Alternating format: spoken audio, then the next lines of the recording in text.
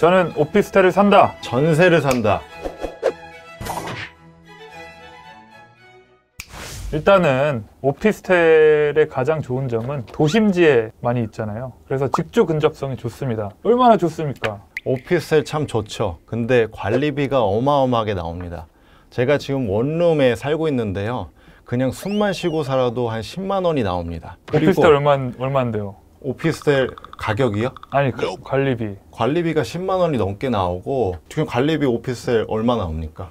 한 20 정도 나옵니다. 20 정도 나오는데 네. 아파트 같은 경우는 여기에서 훨씬 줄일 수 10만 원 정도 줄일 수 있기 때문에 그런 것을 감안하면 조금 더 멀리 살아도 오히려 오피스텔보다 아파트 전세 사는 게 훨씬 더 낫다. 근데 아파트는 비싸요. 월 10만 원 덜 내도 뭐합니까?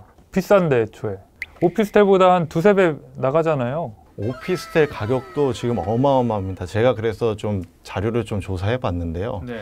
고양시에 있거나 아니면 일산 대화동에 있는 오피스텔 같은 경우 뭐 전용84 오피스텔 같은 경우에 가격이 한 10억 정도 나갑니다. 너무 좋은 데 찾은 거 아니에요? 그 서울에서 나는 본 적이 없는데. 지금 사시는 오피스텔 가격이 얼마 정도예요? 아, 이거 까야 돼요? 그래서 서울의 오피스텔을 정말 제가 투룸 정도 살고 싶다 하면은 아파트 값이랑 거의 비슷합니다. 그래서 오히려 전세에 살면서 3기 신도시나 이런 청약을 도전해 보는 것이 훨씬 더 낫다. 서울 오피스텔 가격이 아파트랑 비슷하다는 게 말이 됩니까? 그거는 다 네. 아파텔 아닙니까? 아파텔? 일반적 오피스텔은 그렇게 안 나갈 것 같은데. 근데 오피스텔을 예를 들어서 중소형 오피스텔을 자기가 산다. 시세 차익이 있어야 되지 않습니까? 이런 중소형 오피스텔은 사실 가격 변동이 거의 없고 오히려 더 떨어졌습니다. 제가 한국부동산원의 통계를 봤는데요. 중소형 오피스텔, 전용 40 이하의 오피스텔은 가격이 계속 떨어지는 것으로 나옵니다. 이게 전국 단위로는 뭐 그럴 수 있어요. 전용 40 이하는 확실히 값이 떨어지고 있더라고요. 근데 서울로 범위를 좁히면 이야기 다릅니다. 서울은 전용 40 이하도 오르고 있어요. 오르고 있는데 아주 0.0 몇 퍼센트 월간 단위로 올랐습니다. 거의 사실 오른 거라고 볼 수 없고요. 근데 이게 또 제가 지적하고 싶은 건 뭐냐면 통계의 함정, 이거를 좀 조심을 해야 돼요.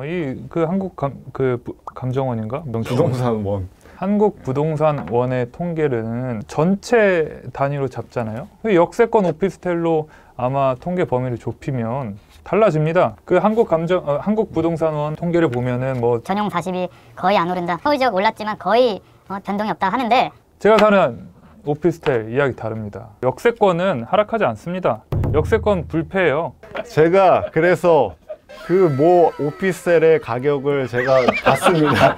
실거래가를 찾아봤는데 임낙근 기자님이 조금 욕심을 부렸습니다. 거기서 호가를 거의 1억 정도로 올리셨더라고요. 안 나가죠. 매물이 안 나가죠. 아, 저는 뭐 급하게 팔 생각이 없기 때문에. 그거 영원히 안 나갑니다. 안녕히 계세요, 여러분. 최근에 또 오피스텔 인기가 좀 줄어들고 있는 게 세금 문제가 또 있어요.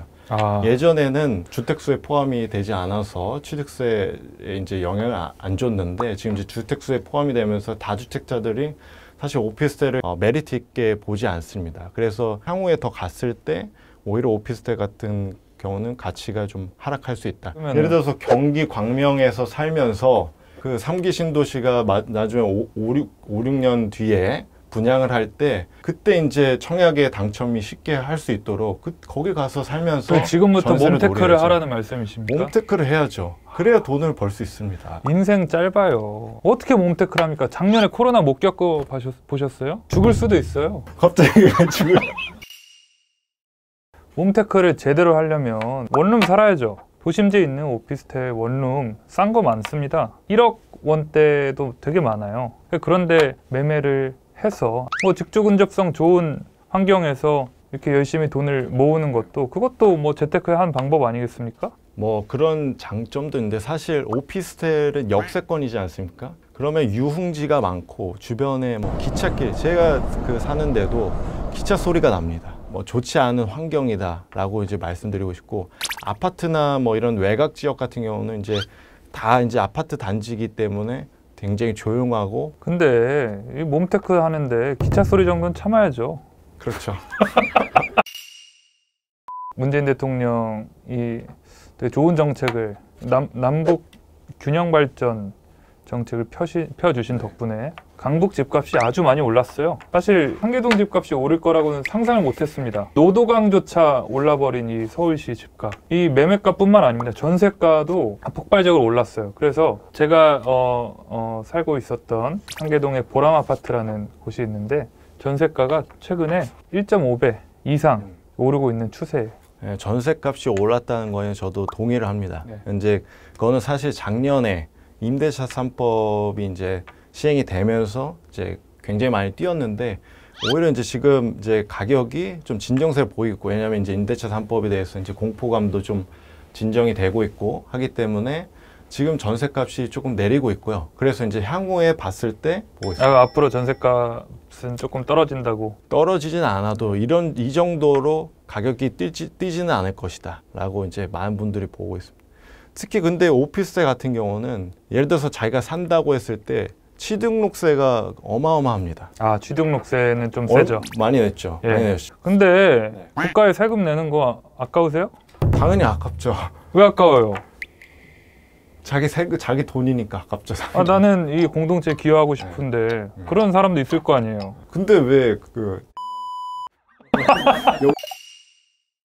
네, 마지막으로 서울 도심에 있는 오피스텔, 작은 오피스텔 구입을 해서 살면서 재테크 방법은 부동산만 있는 게 아니니까요. 다른 방법으로도 충분히 재테크를 할 수 있으니까 좀 더 삶의 질을 높여가면서 삶의 방식을 선택하는 것도 나쁘지 않겠다.